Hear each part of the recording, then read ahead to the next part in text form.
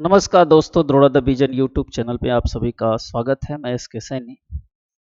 आइए हम सभी लोग देखते हैं कि ऐसे स्टूडेंट जो 15 दिसंबर को 14 दिसंबर को पेपर दे रहे हैं सीटेट का, उसमें एसएसटी के क्वेश्चन कैसे पूछे जाते हैं, क्योंकि सबसे बड़ा प्रॉब्लम जो है एसएसटी में ही बच्चों को होती है।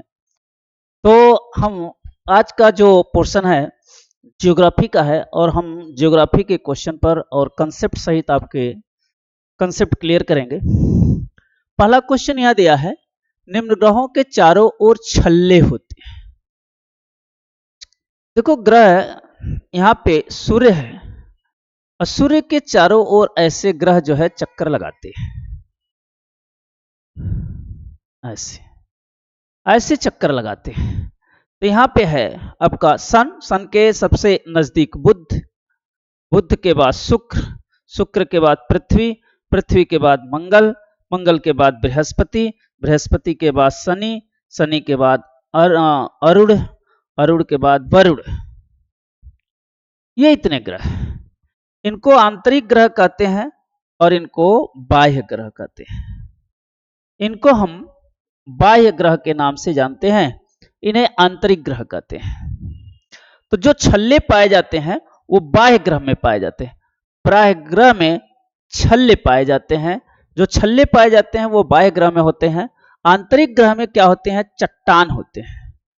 आंतरिक ग्रह में चट्टाने होती हैं और बाह्य ग्रह पे छल्ले होते हैं। ठीक है ना?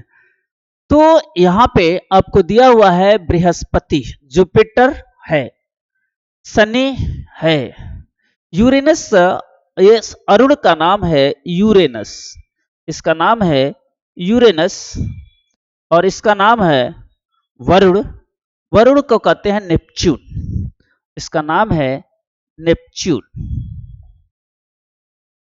तो अरुण के पास और अरुण के पास, नेपच्यून के पास नहीं है, यानी डी वाला ऑप्शन नहीं होगा। देखो, डी ऑप्शन है यहां भी गलत होगा, डी ऑप्शन है यहां भी गलत होगा, डी ऑप्शन भी यहां गलत होगा। केवल एक ऑप्शन मिलेगा, ए, बी और सी। ठीक, इसके बारे में हम लोग कुछ कंसेप्ट भी देख लेते हैं। कंसेप्ट देखिए कैसे है, क्यों है ये अरुण और वरुण, और इसके बारे में कंसेप्ट भी देखते हैं हम लोग।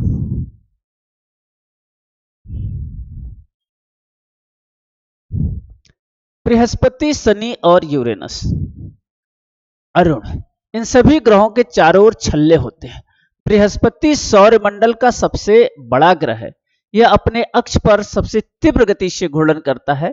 बृहस्पति के कुल उपग्रहों की संख्या 95 है। बृहस्पति का उपग्रह जो है गैनीमीड है, सौरमंडल का सबसे बड़ा उपग्रह है। सौरमंडल का सबसे बड़ा उपग्रह गैनीमीड है। शनि, इस ग्रह के चारों ओर वलय रिंग पाए जाते हैं जिनकी संख्या 7 है। शनि का सबसे बड़ा उपग्रह टाइटन है। अरुण, यूरेनस, इस ग्रह की खोज विलियम हर्शेल ने की थी। विलियम हर्शेल ने अरुण ग्रह की खोज की थी। इसके भी चारों ओर वलय पाए जाते हैं।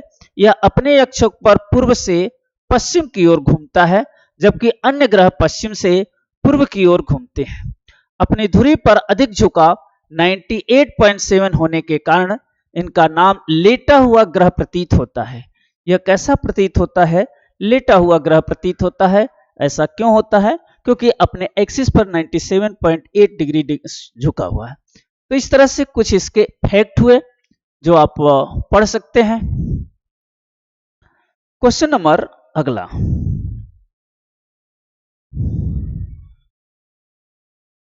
भारतीय मानक समय रेखा किस यामोत्तर से आधारित है? यहाँ पे पूर्व दिया है 78 डिग्री पूर्व दिया, 82 डिग्री ईस्ट से जाती है। देखो, जो होता है वो 82 डिग्री पूर्व होता है।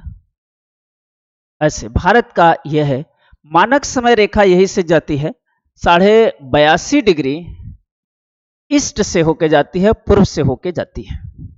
यहीं से भारत का समय रेखा निर्धारण करते हैं। अगर देखा जाए यहाँ पे, तो असम के डिब्रूगढ़ से गुजरात, गुजरात यहां है और असम में क्या है? डिब्रूगढ़ है। डिब्रूगढ़ से 1 घंटे 45 मिनट का डिफरेंस आता है। जबकि अगर यहाँ पे अरुणाचल प्रदेश है, अरुणाचल प्रदेश से यहाँ गुजरात द्वारिका तक देखा जाए तो वो गुजरात के द्वारिका तक 2 घंटे का अंतर होता है।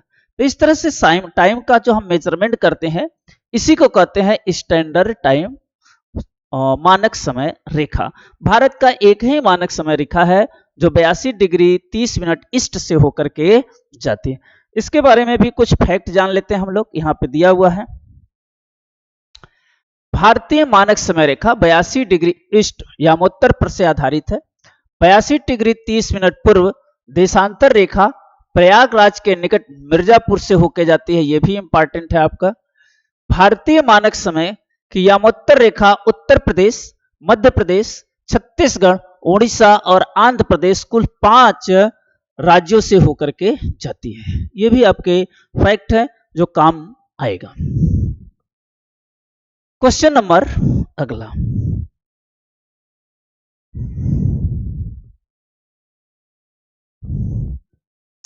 निम्न कथनों को पढ़िए। इनमें से दिन और रात और ऋतुओं में परिवर्तन किसके कारण समय। देखो 2 चीजें होती हैं, एक होती है घूर्णन। घूर्णन माने होता है घूमना, यानी पृथ्वी जो है अपने अक्ष पर, पृथ्वी अपने अक्ष पर 24 घंटे में एक चक्कर लगाती है, एक चक्कर लगाती है, तो इसे हम कहते हैं घूर्णन। और इसके कारण दिन और रात होते हैं। और एक होता है घूर्णन और एक होता है, इसको परिभ्रमण भी कहते हैं। एक होता है परिक्रमण। परिक्रमण मतलब होता है परिक्रमा करना। परिक्रमा करना, और किसकी परिक्रमा करना, सूर्य के चारों ओर एक वर्ष में जो पृथ्वी है वो एक वर्ष में सूर्य के चारों ओर घूम जाती है, उसे कहते हैं परिक्रमा करना। इसके कारण क्या होता है, ऋतुओं में परिवर्तन होता है। इसके कारण ऋतुओं में परिवर्तन देखा जा सकता है। तो घूर्णन के कारण परिभ्रमण का दिन रात। अब यहां पे देखना है हमको, पहला दिया है क्रमशः पृथ्वी के घ है, ये पो नहीं है। घूर्णन, घूर्णन माने अभी बताया इससे दिन रात होता है, ये सही है, दिन रात होता है। ऋतुओं में परिवर्तन किसके कारण होता है, परिक्रमण। अभी यहां लिखे हैं परिक्रमण के कारण ऋतुओं में परिवर्तन होगा। ऑप्शन ए सही है, बाकी सारे ऑप्शन आपको गलत मिलेंगे। अगला क्वेश्चन फिर हम देखते हैं।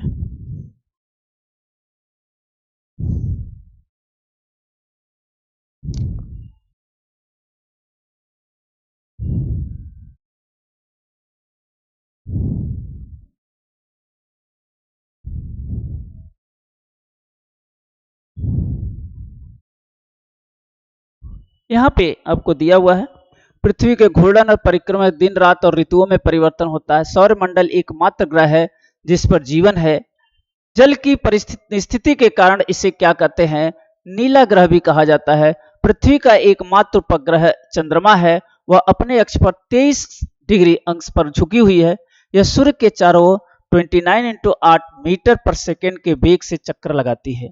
सूर्य के चारों ओर कितने मीटर पर सेकेंड से, 29.8 किलोमीटर पर सेकेंड के वेग से सूर्य के चारों ओर क्या करती है, चक्कर लगाती है। क्वेश्चन नंबर अगला, यहां पे सवाल है आपके, 24 घंटे में 360 डिग्री होता है, ये तो सही है, घूमते हैं। अर्थात 1 घंटे में 15 मिनट घूमती है, यानी 15 डिग्री घूमता है कितना, 1 घंटे में। तो 1 डिग्री घूमेगा 1/15 आवर लगेगा, ठीक है। फिर हमसे करा इस प्रकार ग्रीनविच पर 12 बजे हैं तो उससे 30 डिग्री पूर्व, तो 30 डिग्री में कितने हो जाएगा, 1/15 और गुणे 30, 15 दूनी 30, 2 में 1 का गुणा करेंगे 2 घंटे आएगा। 12 बजे के बाद इसमें 2 घंटे और जोड़ देंगे, 2 बज के PM होगा, 2 बजे दोपहर होगा। तो देखो यहाँ पे 2 बजे PM की बात कर रहा है, 2 बजे AM की बात कर रहा है। 10 बजे और 10 बजे की वैल्यू ही नहीं है, केवल 2 बजे PM आपको आएगा। ऐसे सवाल आपको बहुत सारे देखने को मिलते हैं सीटेट के पेपर में, तो आप इस तरह से सवाल को सॉल्व कर सकते हैं। क्वेश्चन नंबर अगला,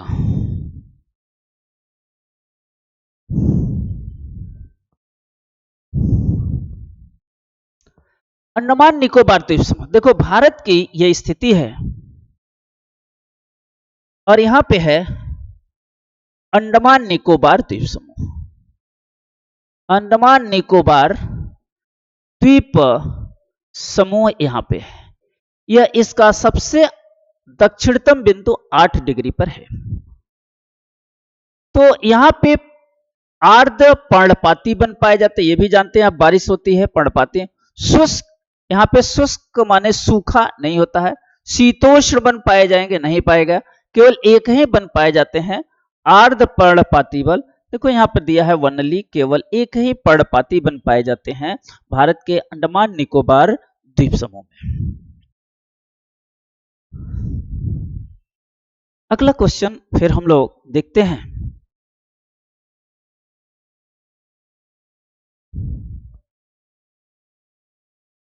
क्वेश्चन अगला, बिल्डिंग बनाने में सजावटी सिलवट्टे तौर पर प्रयोग। ग्रेनाइट, ग्रेनाइट ठोस चट्टान होती है, बट्टान नहीं, चट्टानें होती हैं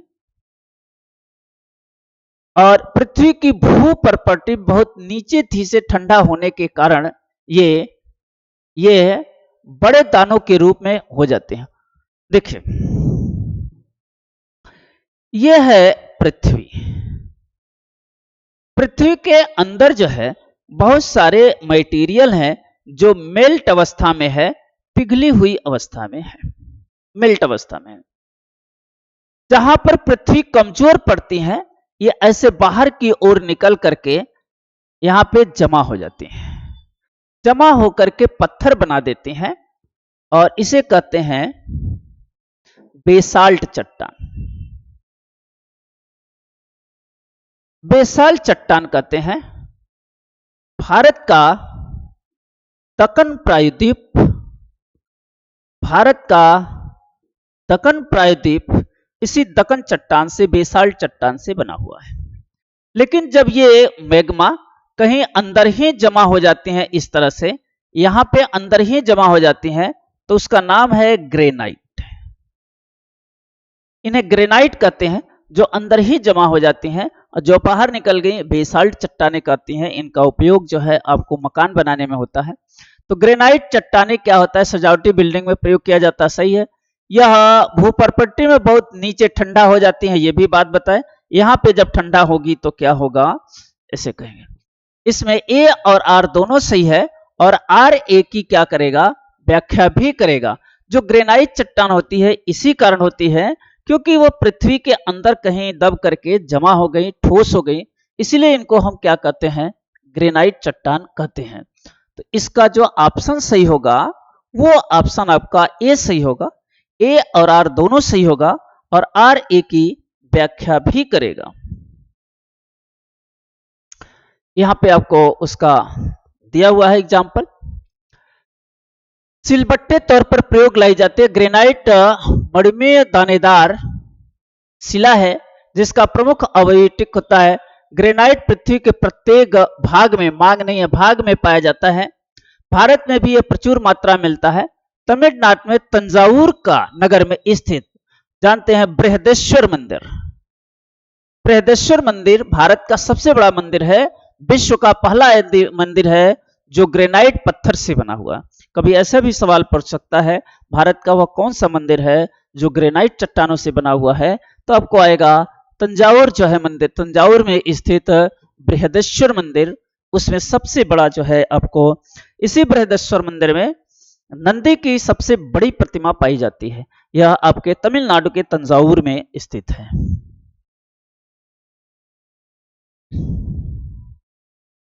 यहां पे देखते हैं हम लोग, कथनों को पढ़िए।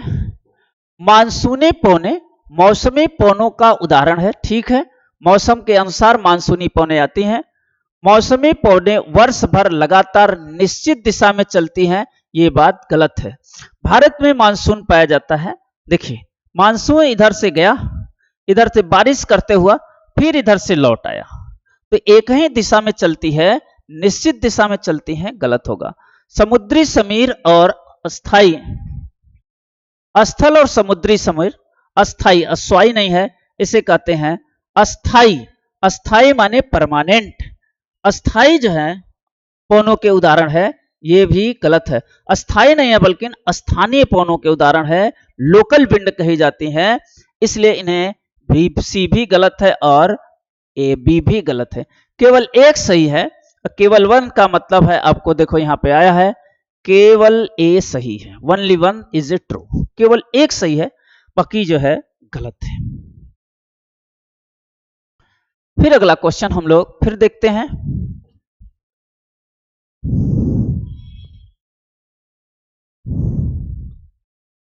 हो गया, यहां तक हम लोगों ने देखा। अगर आपको इस तरह की वीडियो चाहिए, आपको अच्छा लगे, तो आप कमेंट बॉक्स में कमेंट करें, फिर आपको ऐसी वीडियो प्रोवाइड किया जाएगा जिससे आपका कंसेप्ट क्लियर होगा। अगर आपको कंसेप्ट क्लियर हो तो आप जो है इसे लाइक करें और फिर ऐसी वीडियो के लिए डिमांड करें। धन्यवाद।